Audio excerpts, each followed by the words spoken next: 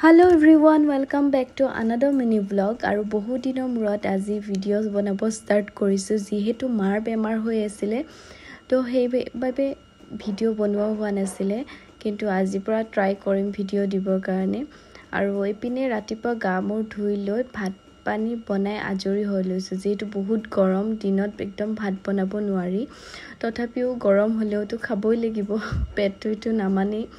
তো মাই যেহেতু এতিয়া একো কাম কৰিব নোৱাৰে মই ভাত পানী ৰান্ধি পুৰা আজৰি হৈ লৈছো আৰু এইপিনে আমাৰ লুচি মা হৈ গল আপোনালোকে চাগে গম পোৱা নাই কিন্তু মই আজি এতিয়া এই সাকচন দুটা বাচ্চা দিছে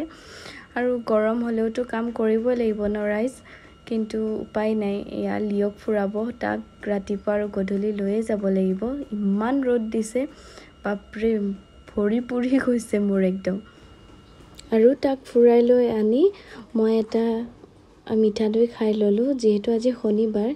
মই একো ভাত পানী একো নাখাও তো মিঠা দৈটো খাই পেটটো ঠাণ্ডা পেলাই ললো আৰু ভিডিঅ'টি আজি ইমানেই যদি ভিডিঅ'টি ভাল পালে তেন্তে লাইক কমেন্ট শেয়াৰ কৰি দিব থ্যাংক ইউ বাই